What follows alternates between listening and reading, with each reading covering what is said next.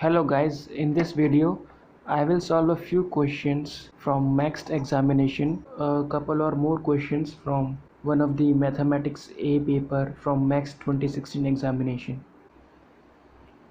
So the first question asks, if we make a sequence selecting three elements from three different elements 1, 2 and 3 and we permit overlapped elements. Overlapped elements means the repetition of elements is allowed.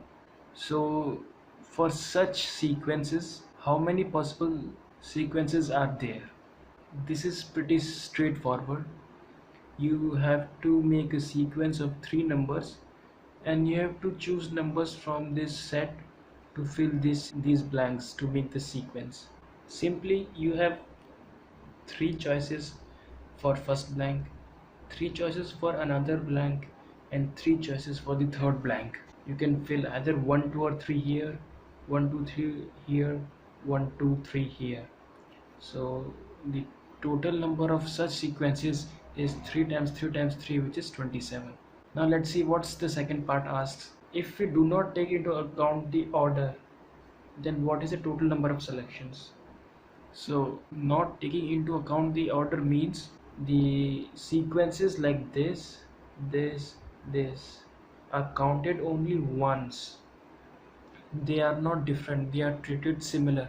Similarly, sequences like 1 2 3 2 3 1 3 1 2 and other permutations of these three numbers are counted as one.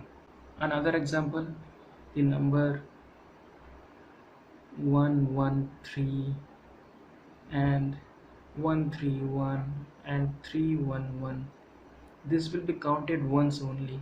So these three are three sequences. We don't consider order, we only consider the uniqueness of the sequence. So how to do this? There's a very interesting way. First, write this infinite polynomial with increasing powers of x, and if we interpret the power of x to be the number of times, say 1 appears in the sequence, or 2 appears in the sequence, or 3 appears in the sequence. So let's write the polynomial for each of the numbers.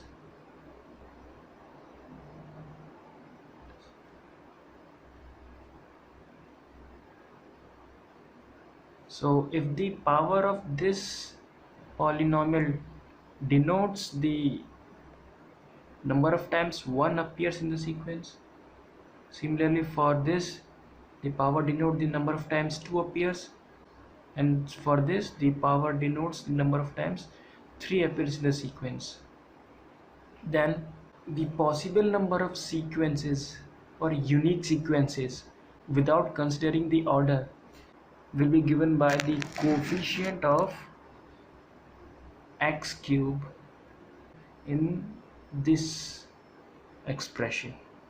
So for example, to understand why that is the case, let's say the powers of x denotes the number of times 1 appears, and here the number of times 2 appears, and here the number of times 3 appears. So one contribution for the coefficient of x will come from, say, x raised to the power of 1, and let's say from here x is power of 2, and here we take 1, which means this denote a sequence where you have 1 2 2. Similarly, another contribution may come from 1 times x squared, say x squared times, sorry, this is x, so which means this term represent the sequence 2 2 3. There is no contribution from 1 because this is x raised to the power of 0, which means there are no ones in the sequence there are two 2's and there is one 3 in the sequence. So all possible terms, these are all x cubes. So all possible x cubes when summed together will give us the total number of unique sequences where order doesn't matter. Therefore, the coefficient of x cube here in the expansion of this expression will be our answer. So let's see how to do this. So this huge expression, we can write it like 1 plus x squared plus x cubed infinite terms to the power 3, and assuming x is less than 1, we can take this as an infinite GP whose sum is 1 upon 1 minus x to the power 3. This is 1 minus x minus 3, and if you open this, it is 1 plus minus 3 times minus x plus minus 3 times minus 4 times minus x squared upon 2 factorial plus minus 3 times minus 4 times minus 5 times minus x cubed by 3 factorial and other terms with higher powers of x. So the coefficient of x cube will come from here. So if you notice, the coefficient is minus 3 times minus 4 times minus 5 and minus 1 to the cube comes from here divided by 3 factorial. This is 3 times 4 times 5 by 3 times 2, and this is nothing but 2 times 5, which is 10.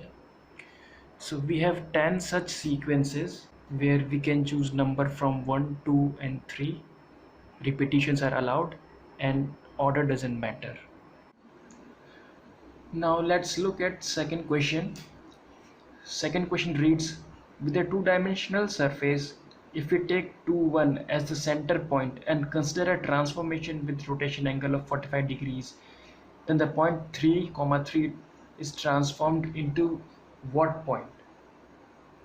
So let's first draw a two-dimensional surface, a 2D plane.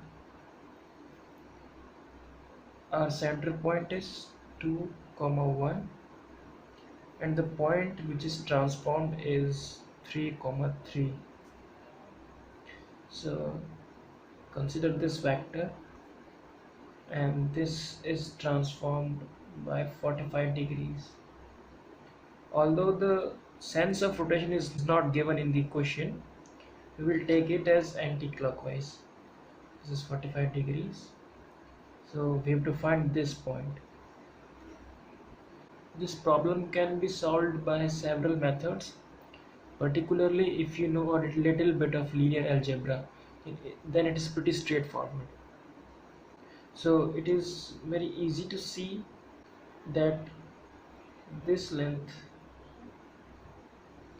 is 3 minus 2, sorry 3 minus 1, which is 2, and this length 3 minus 2, which is 1. So if you draw a new system with 2, 1 as the origin, then 3, 3 is simply a vector which can be denoted as 1i plus 2j. Now if you know a little bit of linear algebra, you will see that if we transform or rotate this vector by 45 degrees, the coordinates of the rotated vector x prime, y prime are given by this matrix equation: cos 45 degrees minus sin 45 degrees, sin 45 degrees, cos 45 degrees, 1, 2. The coordinates, these are the coordinates of original vector. And if you solve this, x prime is 1 over under root 2 minus 2 over under root 2. Y prime is 1 over under root 2 plus 2 over under root 2. And this is minus 1 over under root 2. And this is 3 over under root 2. So the actual point, to find the actual point, you have to transform back to this original coordinate. For that, just add 2 comma 1 to the x prime and y prime coordinates. So x that we want is x prime plus 2 and y is y prime plus 1. These coordinates are 2 minus 1 over under root 2 and y is 1 plus 3 over under root 2. Or if you have a little knowledge of complex numbers, then this is again very straightforward in complex analysis. Treat this vector as a complex number 1 plus iota 2, and rotating a complex number in a complex plane is equivalent to multiplying it by iota e raised to the power of iota theta to that complex number. So this would be e raised to the power iota pi by 4 1 plus iota by 2, and this is cos pi by 4 plus iota sine pi by 4. So if you carry out this multiplication, you will get minus 1 by over root 2 plus iota 3 by under root 2, the same coordinates as we got here. Or if you don't know all of these, you can simply do by conventional method. For example, let us take, you have a vector and you rotate it with some angle and it transforms to another vector. Say a vector transforms to a prime, then the coordinates of a were x, y, and of a prime were x prime and y prime, and let the magnitude of a vector be r. You can write x equals,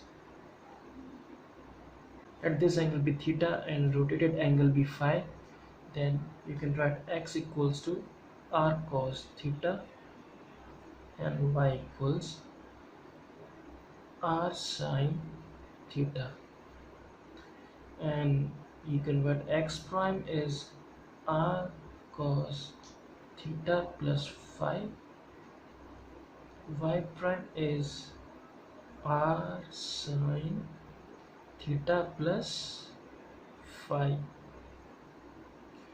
If you open this, r cos theta cos phi and minus r sin theta sin phi, and y prime becomes r sin theta cos phi plus r cos theta sin phi.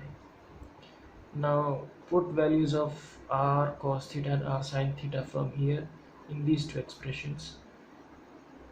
You get r cos theta is x cos phi minus r sin theta is y sin phi, and y prime is y cos phi plus x sin phi.